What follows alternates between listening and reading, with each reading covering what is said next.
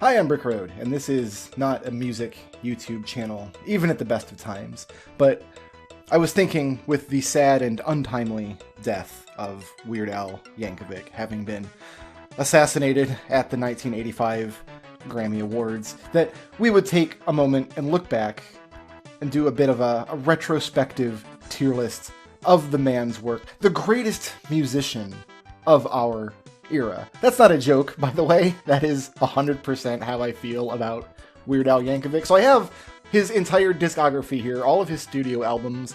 Not the whole thing. We're leaving out like the EPs and like the side stuff and some bits and bobs here and there. But the studio albums, he has 16 CDs. That's enough CDs that you can stack them up and reach halfway to lunar orbit. Now, this is going to be a little different from some of my tier lists. The thing is, the Weird Al's never actually made a bad album, so the D and F tiers on the list seemed redundant. I've done a little bit of kajiggering up there, and we'll be rating all of these albums on a list between SS and C tier. I don't really have a set of criteria that I'm going to be using here. I'm just going to kind of be following my gut. I am staring at the album artwork as I'm recording this, so I do expect this to be quite biased in favor of albums that have more pleasant artwork to look at, but that's most of them, so that's kind of fine. My brain kind of breaks Weird Al's discography up into 4 distinct eras of music, which is like the 1980s, which is everything up through UHF here, and then the 1990s, which is everything up through Running with Scissors, and then the modern era, which would be everything up through Mandatory Fun, which is his most recent studio album in 2014, and then the bits and bobs as discussed, which would be the medium rarities and the weird soundtrack, the documentary film, which showcases the factual roller coaster that was the career of Weird Al Yankovic until the sad day where he was assassinated by goons hired by Madonna. Now, his first album is so old that I don't even think years had been invented yet, and it's just called Weird Al Yankovic. It's from the very early 80s, and it consists of a lot of recordings that he did in the previous 5 or 6 years or so, many of which had appeared on the Dr. Demento show. If you don't know what the Dr. Demento show is, what I would suggest you do is just think about what you feel like a radio show called The Dr. Demento Show would be like, and you're right, that's it. That's exactly what it is. So the album is kind of split between stuff that Al recorded in his bathroom or his garage. It has a lot of his very early food parodies, and it's, I believe, the only album in the discography where Al plays his accordion on every single song. It's kind of the centerpiece to the album. Weird Al in modern times is known as being one of the great American parodists, and that's absolutely true, but in the early 80s, he was really more of a novelty act, and that's kind of what this album is the culmination of a novelty act that had kind of reached the peak of everything it was going to do, which basically means playing 70s and 80s punk rock music on an accordion. Each of Weird Al's albums has an anchor parody, which is the big blowout song that he spoofs on. On this album, that would be Ricky, which is a parody of Mickey by Tony Basil. You know, Oh Mickey, You're So Fine, etc. His most well-known songs from the album, though, would be stuff like My Bologna, which was one of the first songs he ever recorded and mailed into the Dr. Demento show. It's how he kind of got his start. There's a famous recording on here of another one, Rides the Bus, a parody of Queen's, another one, Bites the Dust, where he's kind of just banging on his own instrument cases and things, him and his band recording it live. But that's one of the album's drawbacks. It doesn't have a studio production quality to it for a lot of the album, which can make it really hard to listen to, especially if you're someone like me who got into Weird Al music much, much later, and then have to kind of go back and revisit it. I think the debut album is excellent, but I also think it's very, very dated, and it can be hard to listen to if you're more familiar with Al's modern stuff. It's also one of the few albums that doesn't feature a polka medley, which is one of Al's staples. The reason for that, though, is because he kind of infuses polka into every single song on the album, which is something that he will not do going forward. I think my favorite track from this album is Mr. Frump in the Iron Lung, which is just this hilarious track wherein a man has befriended a guy in an iron lung named Mr. Frump who can only speak It's hard to describe. You have to listen to the song. It's on YouTube. You can go check it out. Anyway, I'm going to give Weird Al Yankovic a C rating. C for could have had better production quality on some of these tracks, Al. Get with it. The next album is In 3D. This is also from the early 80s, a time that maybe never existed. This is the first album that Weird Al released that would be what most modern listeners might consider to be like his format, which is about half song parodies and then half original stuff. And all of his original stuff, most of it is also what Al calls style parodies, where he will take a particular band and write a song in that band's style as a form of tribute. The anchor parody on In 3D is Eat It, which is a parody of Michael Jackson's Beat It, one of the most famous song parodies he ever wrote, for sure. And this is the first album to feature a polka medley. The medley is Polkas on 45, and because it's the first medley he did, he kind of had the ability to reach all the way back to like 1960s and 70s classic rock to give this whole smorgasbord of polka goodness. So instead of the medley just containing contemporary songs from the early 80s, he's reaching all the way back to stuff like the Beatles, the Doors, Jimi Hendrix. It kind of gives it a unique quality amongst the polka medleys, which is something that the polka medleys maybe need. They do start feeling a little homogenous as we go down the list. My favorite song from the album, I would have to say, is I Lost on Jeopardy, which is a parody of the song Jeopardy by Greg Kihn. There's also an excellent Police parody on this album called King of Suede, which is really, really wonderful. But this is also a continuation of what's going to just be a hammer on the anvil of having to listen to a lot of these albums, is that Weird Al really wants to write songs that have universal appeal, at least at this stage in his career. And what that means is like, what are the parts of American culture that everybody's going to resonate with? Wait a minute, it's food and television. And so we get a lot of stupid songs about food and television. Like, we can give Eat It a pass for being such an excellent song, but on this album, we have both a pretty terrible parody of the Safety Dance about the show The Brady Bunch, and then a song about infomercials, and it's the TV stuff goes a little overboard. Later on, Al, or I should really say Al's label, published collections of his songs. There are albums out there called The Food Album and The TV Album, just to kind of illustrate how bad this gets. And this is just the genesis of the problem. And I'm using the word problem a little hyperbolically here. Remember, we're not placing anything below a C tier. Actually, I'm going to go ahead and place In 3D in our B tier. Now we're in the mid-1980s, a time which also maybe never existed. I mean, I was kind of there, but... And here we have Dare to Be Nostril. I mean, Dare to Be Stupid. Now, Dare to Be Stupid is one of Al's most famous songs. Fans of Weird Al Yankovic absolutely adore this song. I don't understand why. I think it's just nonsense. I don't like listening to it. But I realize that I'm in the minority, and there is a version of that song I actually really like that he performs at some of his live shows where he does a lounge version singer of that song, which you can see that on YouTube, and it's really good. Like Dare to Be Stupid Unplugged or something ought to get you there. The anchor parody of this album is Like a Surgeon, which is a parody of Madonna's Like a Virgin. It is, of course, fantastic, but it's not even the best parody on the album. My favorite song from this album, far and away, is Yoda, parody of The Kinks' Lola.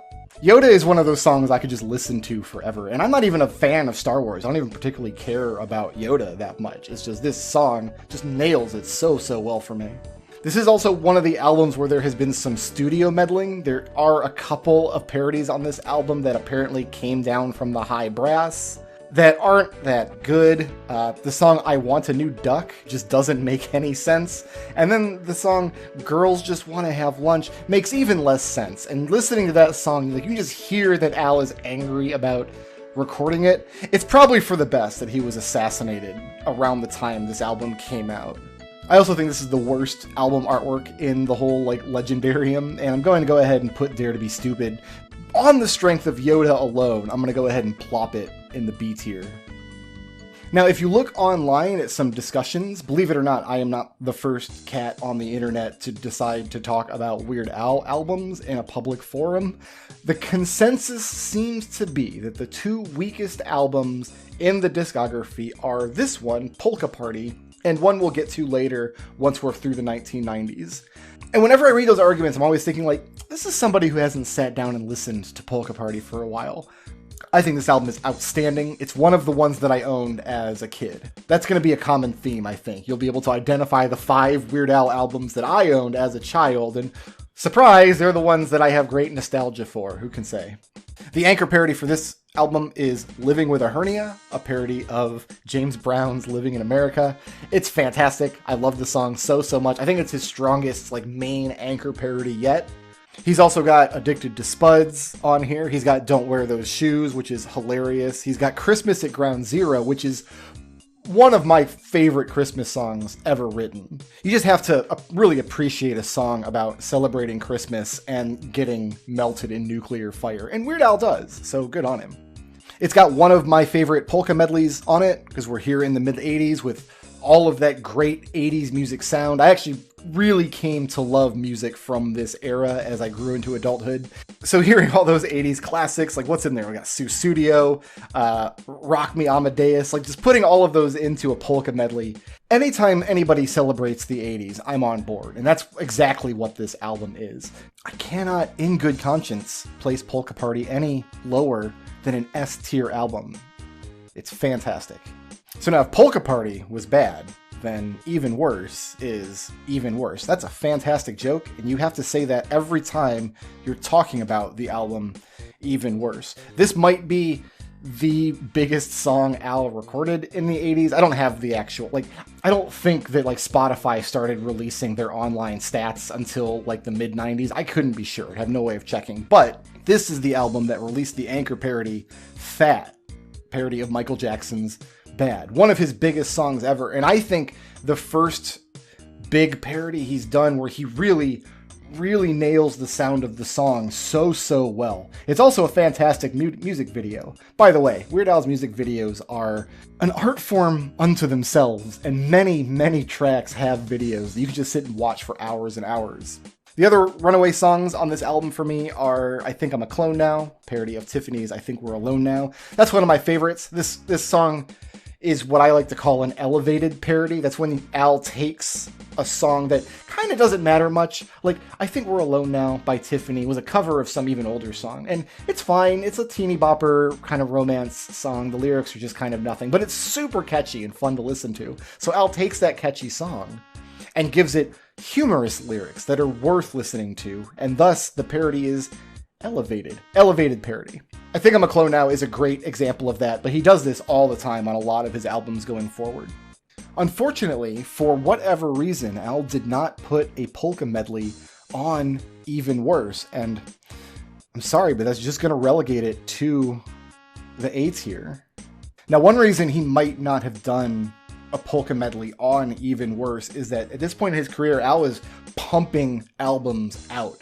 Almost half of his discography fits into the 1980s, and that was just a few years of a very long and storied career. The problem with doing that is if you're taking 10 or 12 songs off the top 40 to put into a polka medley, and you're trying to do that every single year, there's not a lot of movement in the music that you can play with, and there might not even be enough songs to really populate such a medley. So Al took a break from the polkas on Even Worse, and then for his next album, UHF, his polka medley has a bit of a structural change. Instead of pulling from the 1980s top 40, he said, what if we do a polka medley of all Rolling Stones songs, all the classic Stones songs in the Hot Rocks polka. I actually really love this format, and I think it's something that he could have played around with later. He actually doesn't do something like that again until 2016, I think, when he releases the Hamilton polka. The Hamilton polka is not on any album and therefore will not be featured anywhere in this tier list, but it's an example of what I'm talking about. I like it when he changes the structure of what he's doing with his polka medleys to celebrate a band or a genre of music instead of just the top 40. Although that said, I haven't done the math on it, but I'm pretty sure every song that's ever featured in a Weird Al polka medley has been in the top 40. Anyway, UHF, the movie, is actually pretty bad and not that funny, unfortunately. And this album is ostensibly a soundtrack for it. Some of what's on this album are just little skits from the movie, which A, haven't aged well, and B, weren't that funny to begin with. I know a lot of Al fans really love the Spatula City spot. I have no use for it. The anchor parody of this album is Money for Nothing, Beverly Hillbillies, which is a parody of the song Money for Nothing by the Dire Straits. Basically just another tepid TV song. And then there's an even more tepid TV song later on this same album with Isle Thing. And then of course the album itself is kind of about bad TV to begin with, so you get the bad TV spots and things. Honestly, the best song on the album is probably Spam, a parody of R.E.M's Stand. So the song was written before the word spam became the colloquialism we now associate it with, and it's literally just about spiced meat. So here again, we have an album where it's all TV and food all the time, plus a couple of just kind of unfunny movie bits that don't do it for me. I am actually going to put UHF in the dregs of our seats here. I'm going to place it underneath the debut album. And that's it for the 1980s. We are done in the 1980s now. There is a Weird Al sentiment that you will read a lot, often from other people in the industry who are becoming exposed to his music or his performances for the first time, and it is this: I didn't know Weird Al could rap. So we're in the very early 90s now, and this is the first album to feature Al rapping. Unfortunately, it's a tepid TV song. It's not that good. It's a song called I Can't Watch This. It is a parody of MC Hammer's You Can't Touch This. It's okay. I wish it were about something other than TV, though. This album actually apparently got completed, and it was done. Ship it. Except it didn't have a strong anchor parody yet. And this was a time when we were transitioning from like 80s into 90s music, and nobody really knew what 90s music was going to be yet. And then Nirvana happened, and Al said, yes, we are going to parody Nirvana. I'm going to hop on this grunge train. So he did a song called Smells Like Nirvana, a parody of Nirvana's Smells Like Teen Spirit. The song is about how nobody can understand Nirvana's lyrics, and that's fine. The song is okay. I'm not the biggest Nirvana fan in the world in any case, but I do have a mild distaste sometimes for the takedown songs, where Al parodies a song, and all he's doing is joking about how the song is bad or the artist is bad, or both. That's not literally what he's doing. It's not maliciously done. The parody was written with Nirvana's approval and everything. But I guess what takes it down a little for me is that the song Smells Like Nirvana only works if you already know Nirvana really well, which, fair enough, at the time this album came out was basically a certainty everywhere in the Western world. And I was just criticizing him for doing too many songs about food and TV, which there are songs on here about food and TV. What else has he got? He's got a polka medley with like early 90s stuff on it before the grunge takeover. That's a weird era of music. It's very weird to think that there was technically one little spot in the 90s before grunge came along and before alternative rock took everything over. And this is where you have stuff like New Kids on the Block and Milli Vanilli. And we've got pastiches of those on here too. But this album has a big, big issue. Here it is. The last song on the album is called You Don't Love Me Anymore.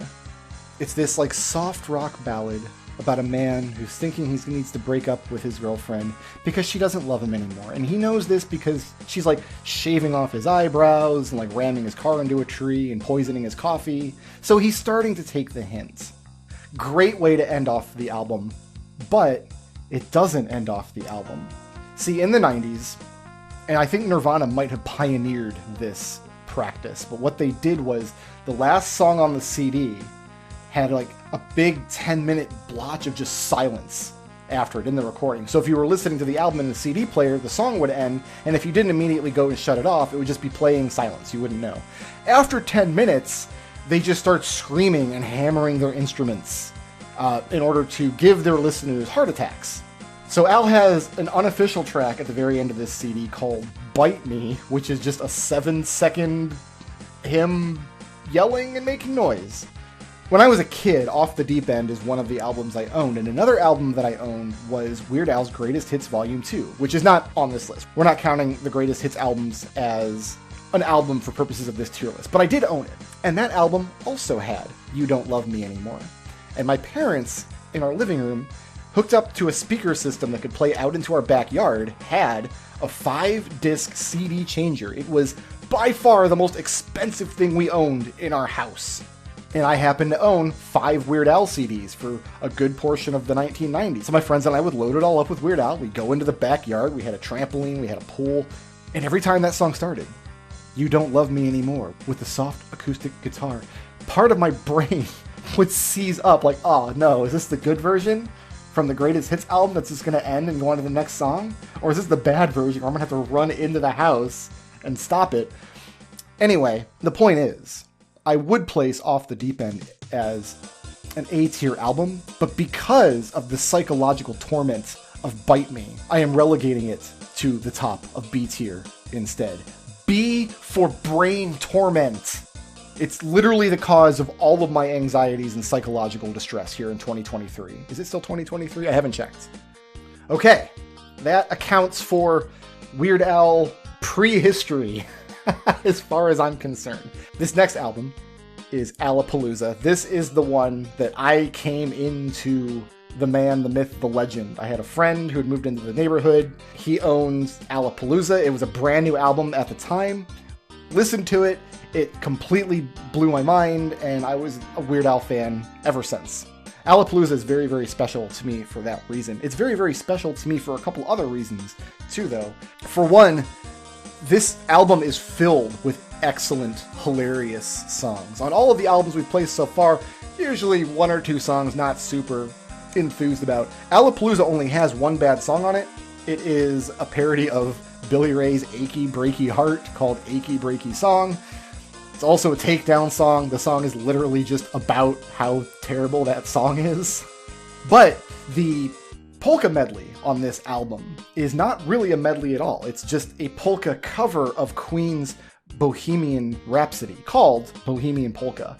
It's exquisite, and it's such a love letter to that song, which at this period in the 90s was seeing a resurgence in popularity thanks to Wayne's World. And Al kills it with a polka cover. One of my favorite polka tracks he's ever done. Absolutely great. The anchor parody is Jurassic Park, which is a parody of the song MacArthur Park by Jimmy Webb. It's phenomenal. Again, absolutely terrific music video. And every single other song except for the Achy Breaky one is an absolute banger. This album probably could not be better, if I'm being honest. I guess I don't have to be honest. It's my YouTube channel. I can lie whenever I want.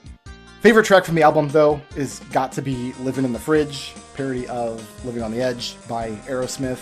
It's just a song about a guy who needs to clean out his fridge. So technically a food song, but you can see Al was starting to branch out into the meta commentary on food. And it's no surprise that Alepalooza definitely goes into the double S tier. So now we're going into a portion of my life where there was only a period of 5 or 6 years in the back half of the 90s where I was actually paying attention to contemporary pop music. I'm not a big music guy, I don't listen to a lot of music, but through middle and high school, it's kind of unavoidable. If you want to have any kind of social standing in your public school, you have to know a little bit about music. You just kind of absorb it through osmosis. This was also around the time where we actually started getting MTV in the house. So as a result, these next 2 albums, Bad Hair Day, which was my middle school album, and Running with Scissors, which was my late high school album, this is a period of my life where I was really on the pulse of all of these songs coming out.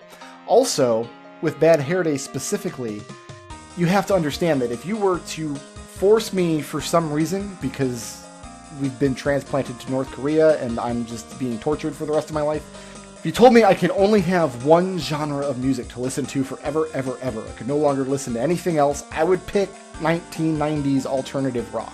That's my comfort zone, that's my happy place, that's my warm and fuzzy, and this album has the alternative polka, my favorite polka medley, and it's just, what's in there? Alanis Morissette's in there, Red Hot Chili Peppers is in there, Foo Fighters, Soundgarden, Stone Temple Pilots. The song opens with Beck's Loser, which was everybody's anthem back in 7th grade.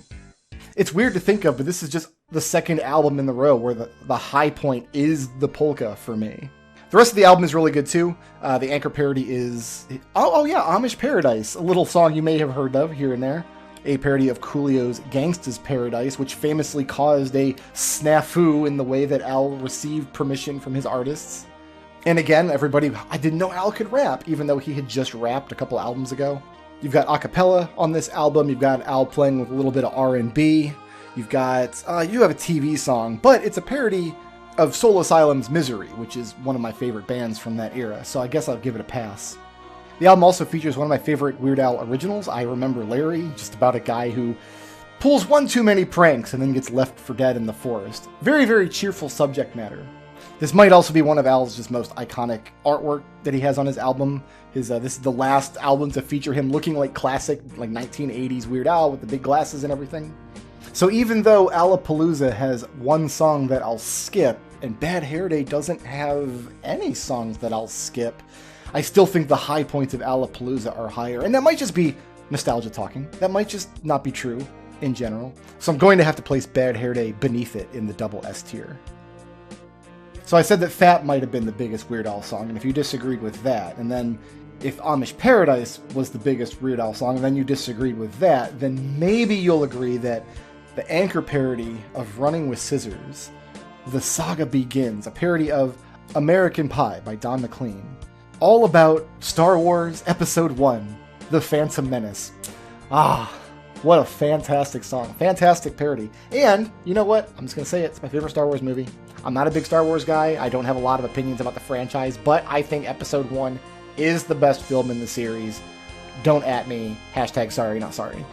Also on this album, we have the Weird Al Show theme. He had a, like, Pee-wee's Playhouse style kids show that ran for, like, I don't know, 8 or 10 episodes or something around this time in the mid-90s or so. And he put the theme song on this album. Why not? 3 other songs of note on Running with Scissors that merits some mention. First is what is probably the most upsetting song to me that Weird Al's ever written. It's a very dated song called Pretty Fly for a Rabbi that's just all about how silly Jewish words sound. Which, even in 1999, when this album came out, was a bit like, are we doing that? This is the... Alright, okay, I guess we're doing that. It's fine, I just skip over that one. And the other big cringe-tacular moment is we get to the end of Running with Scissors, and Al has decided he's going to do what I'm going to call the Shaggy Dog songs. So we have Albuquerque, a song which is 412 hours long and goes absolutely nowhere. It is not... Fortunately, it is at the end of the album. You can just skip it. You don't have to listen to Albuquerque. But if those are the low points of the album, the high point for me is a song which actually recently got a music video as of this year. An animated music video now exists for Your Horoscope for Today. One of my favorite songs in the canon. It just speaks to me on a personal level. Like, Al, you didn't have to write a song making fun of junk science just for me. Aw. But he did, and now it's got a fantastic animated video. The polka medley for this album is just back to kind of being top 40 stuff, but it was top 40 of the late 90s, so that was my top 40. So, you know, you get to rock out at the end to a polka version of Closing Time, right? There's actually one of my favorite transitions in any Weird Al polka happens on this album, where he transitions directly from Marilyn Manson's The Dope Show into Hanson's Mbop, which are 2 songs that really should never ever exist in the same zip code together, and Al just crashes them into this pile of auditory nonsense that is very pleasant to listen to. I would place this album in the double S tier and make the 90s trifecta just really stand out, but I really, really have to put my boot down on the Shaggy Dog songs, and so Running with Scissors is going to come in at the top of our S tier instead. Now, this next album is the one that almost got away from me, because I graduated high school, I'm living on my own now, and I no longer had that, like, social impetus to follow popular music. I wasn't at home watching a lot of MTV, watching a lot of Adult Swim, come to think of it. This would have been the era of, like, early Aqua Teen Hunger Force. I think the first few seasons of the Venture Brothers were around here somewhere. Anyway, I was on IRC one day, and a guy comes in, one of my well-wishers and regulars, and shared a link to a video on the website YourTheManNowDog.com to And just this delightful animation from the Monkey Island games of Stan sells everything to Guybrush and lists 100,000 objects in this breathless, rapid-fire list that just delightful to hear. And the 30th time or so that I watched that video, I thought, hey, wait a minute. That's Weird Al Yankovic. And it was, and then I went and bought Poodle Hat the following day. Now, this is the other album that like fans of the discography will kind of put at the bottom, like this and Polka Party together. And it's kind of easy to see why. This might be biased talking again, but this era of music, again, we're in a new decade, we're going into the aughts, the music is trying to find its footing, trying to get away from what it was in the 90s, but it hadn't quite congealed onto anything new yet. That does give this album a kind of just muddy feel to it musically, sort of how Off the Deep End was also struggling with. The difference is that Off the Deep End had a strong anchor parody to latch onto, and Poodle Hat has a TV song, Couch Potato, a parody of Eminem's Lose Yourself. Now that is a good song if you like that kind of music. I've never been the biggest Eminem fan in the world, not really my type of rap, but I do acknowledge that it was a big song, and a proper anchor parody of it along the lines of Amish Paradise or The Saga Begins could have been a real smash hit. Unfortunately, it's just a song about TV shows that were on the air in the early aughts. So, the transcendent song of the album, of course, is Hardware Store. Hardware Store is in a genre of music called Hardware Store. There's never going to be another song like it. The song cannot be performed live. It can only be listened to. If you've never heard Hardware Store, you're not going to listen to anything else I recommend from Weird Al Yankovic's discography. Please go listen to Hardware Store right now. You'll be glad you did. There's a polka on this album, the Angry White Boy Polka. It's fine. And there are a couple of excellent songs. There are a couple of standouts for me. There is a Complicated song, a parody of Avril Lavigne's Complicated, which is a song from this era. I actually always feel like that song comes from like the 90s, and I'm always surprised, oh no, I'm 10 years off. And then there's eBay, which is the Backstreet Boys, a parody of the Backstreet Boys, I Want It That Way. Just a song about buying a bunch of stuff on eBay, which, you know what, is exactly what I was doing around this time. I actually really like Poodle Hat a lot, but I can see why it would be kind of a missed note for a lot of people. I'm going to go ahead and drop it in the A tier. I'm going to go ahead and drop it above Even Worse because it has a polka and Even Worse does not. Now, if you're a modern Weird Al fan, if you've only gotten into Weird Al, if you were 10 years younger than me, say, this has an excellent chance of being your first Weird Al album, straight out of Linwood. The anchor parody for this album, very, very famously, is the parody of Chamillionaire's Ridin' called White and Nerdy. It's probably Al's biggest smash hit song ever made. And once again, the boy can rap. I think Chamillionaire has even said that in in interviews, like, I didn't know he could rap. Like, everybody, he keeps surprising us with every new album. Like, wait a minute, Weird Al raps? He sure does. He raps hard, and it's great. And there's actually quite a lot of him rapping and doing like R&B riffs and things on this album. You've got Confessions Part 3. You've got Trapped in the Drive-Thru. Oh, it's a Shaggy Dog song, though. Oh, I forgot to penalize Poodle Hat for its Shaggy Dogs. You know what? We're going to overlook that one. I'm just going to pretend like the song Genius in France was never written and does not exist.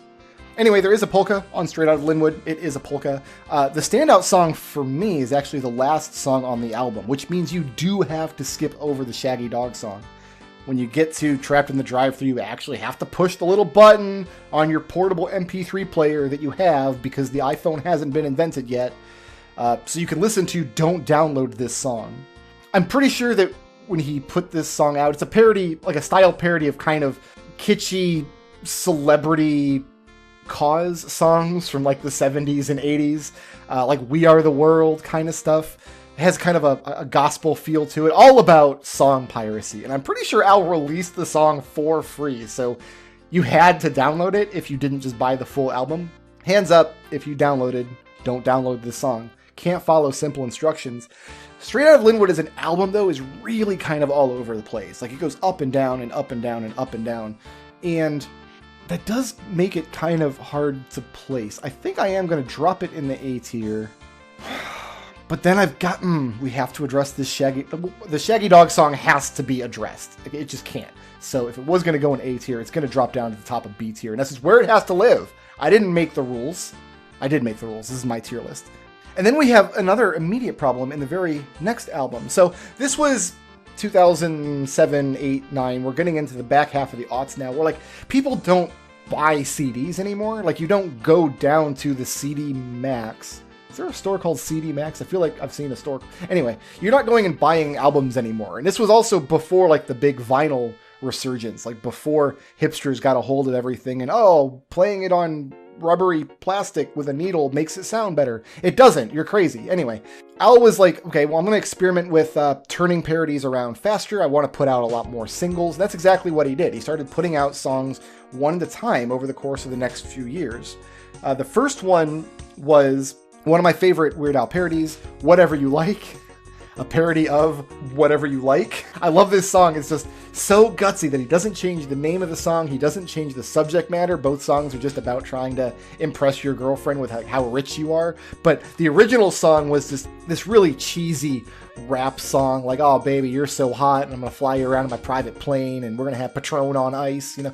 Whereas Weird Al's version is like the trailer park version of that, like, you're gonna be blown away by how much Cheese Whiz I can afford, and we're gonna go down to the laundromat and watch the clothes go round and round. Really, really funny. But it came out very soon after Straight Out of Linwood, so for me, like, that song always feels like it belongs on that album and not this one. So Al put out a couple of these, and then he bundled them together in a thing called Internet Leaks, which was functionally a modern version of the old EPs he used to put out way back in the early 80s.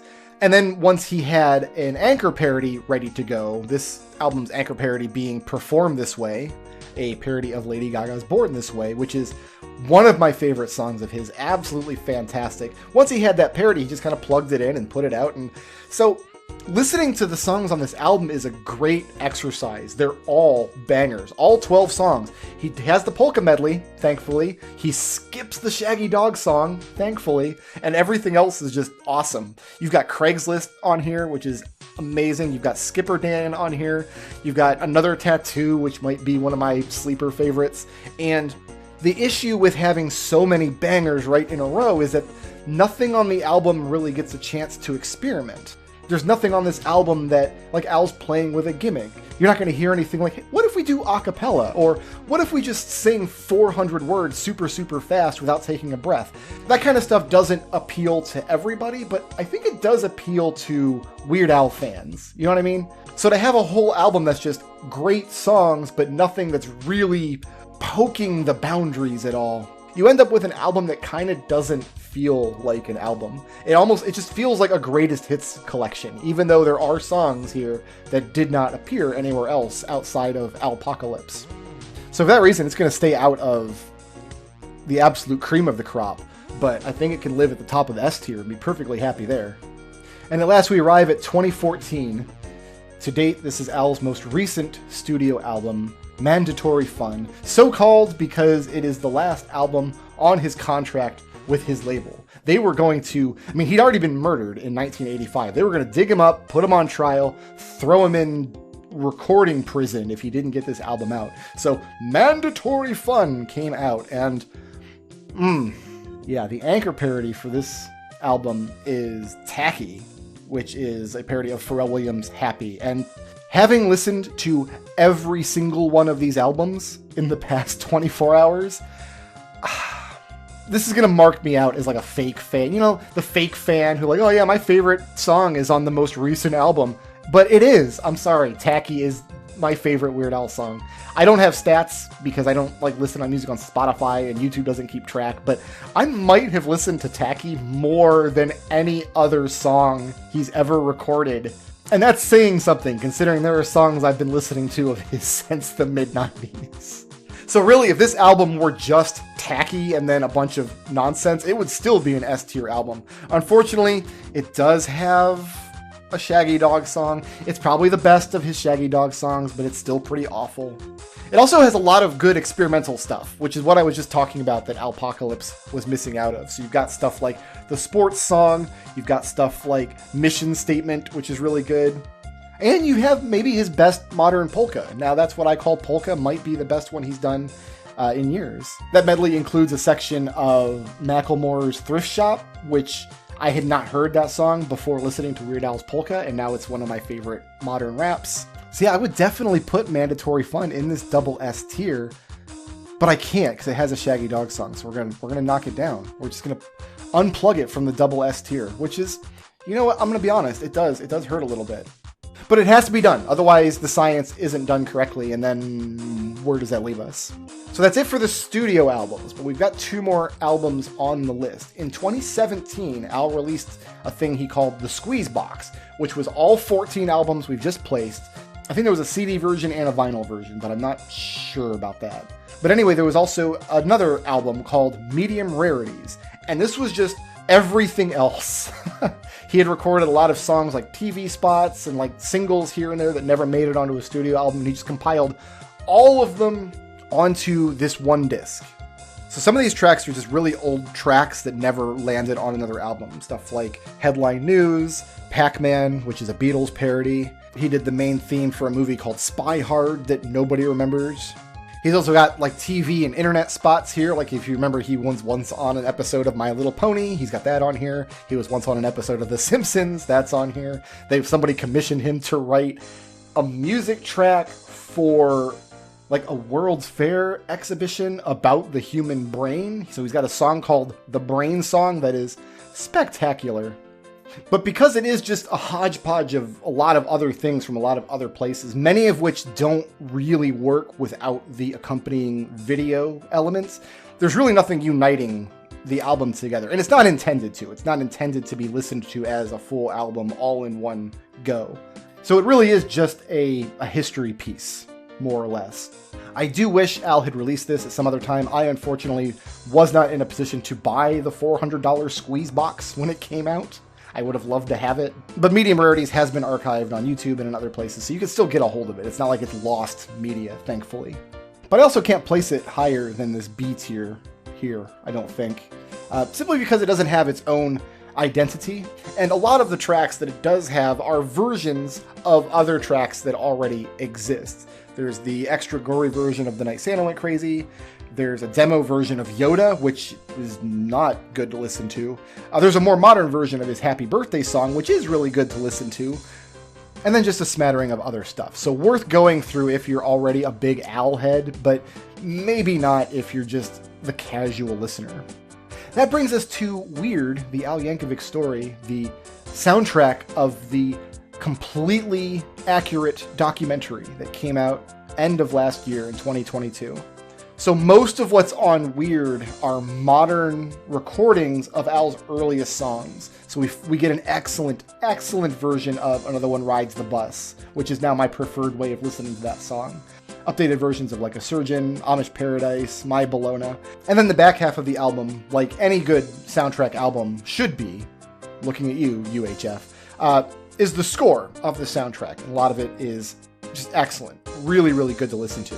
There's one part of the instrumental score in particular that Weird Al himself composed. It's called You All Are a Bunch of Slaves, and it's just an excellent little piece of music to listen to. He did record one new song for the album, Now You Know, which is the end credits song for the movie Weird. I love the movie Weird, and I really liked hearing updated versions of a lot of these tracks. Obviously, I am not the quintessential Weird Al fan who's been following him since the 80s. I only jumped on board in the 90s, so there is a part of me that's like, oh, I would have loved this movie to cover that period of his career through the Alepalooza and the Running with Scissors. Like, that would have been better for me. I realized, though, that I'm not the only target audience available, and I still do love what was put on offer. There's not really enough original songs on the soundtrack to wet my whistle, so to speak, but I am still going to score it very highly, I think. We're going to go ahead and put it in middle A tier. And so that kind of brings us to the end of the tier list here. And looking at it, I'm not sure how happy I am with it. It's just hard to know if I've done the job correctly. Like, I really feel what I need to do is go through each album one at a time, like song by song. That's like a lot of work. That's not a one-man job. And could anybody Now, hold on a minute here.